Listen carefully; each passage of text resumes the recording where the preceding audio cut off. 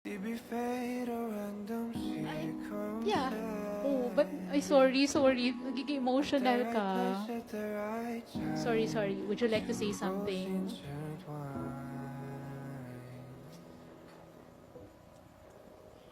Can we request for tissue paper, please? Yes. Thank you. Yes, I will get it from here. Okay. Please have some. There.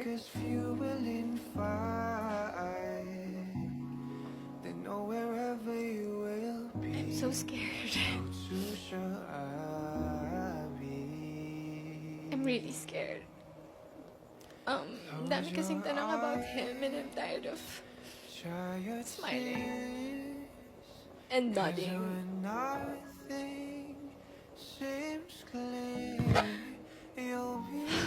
I'm so scared because if I announce it, then it's real.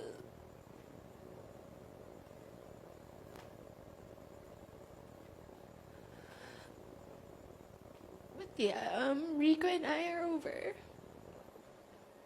So sorry, Maris. Sin- Okay lang bang mag-share ka, Maris? Kasi parang emotional ka. It's fresh. It's been a few weeks. Loneliest, emptiest weeks I've ever experienced in my life. Yeah. So, I know, may pinagdadaanan ka nga. Pero paano ka nagko-cope up ngayon? Nanonood lang ako ng Bluey.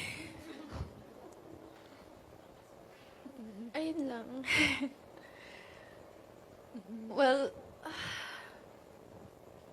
walang nagtanong, but, nangyari? Oo. Well, wala akong short answer for it.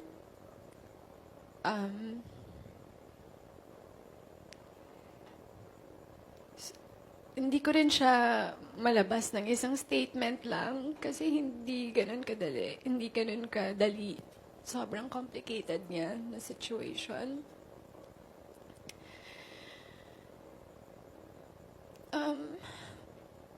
Rico and I, our universe was so beautiful. It was so full of love, laughter, music, everything. It's spontaneity, everything. Sa 5 years namin together, we were always on the same page. Always on the same page. But I don't know what happened to me.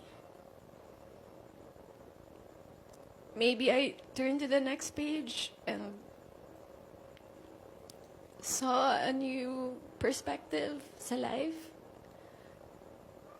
I had visions of who I want to become, how I want to evolve. I'm so curious about the world. And the truth is, I am going through changes.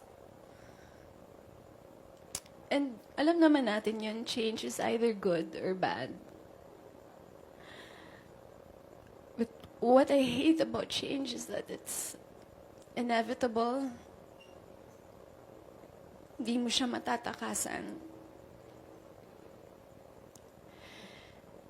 And wala ka nang ibang gawin kundi you have to face it and confront it.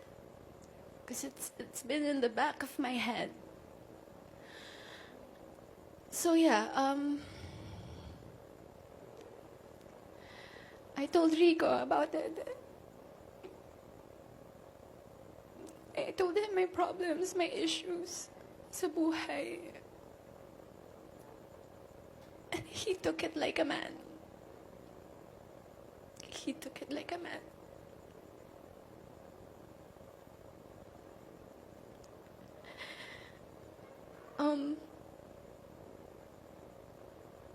It was a very difficult talk because I love him so much. I love him and he loves me, but I have so many questions about my life, and how will I go on sa buhay with him when I have so many questions about me, my sense of self. It was so difficult. But it was a very polite separation.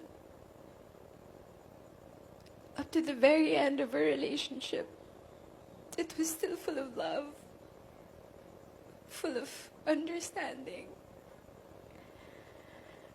Enrico is one of a kind.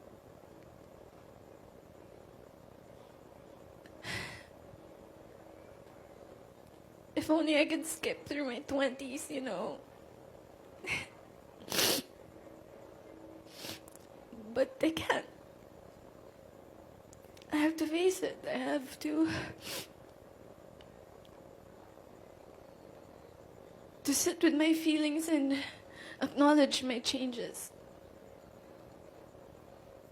Ayun lang. Ako sorry to hear that, Marie.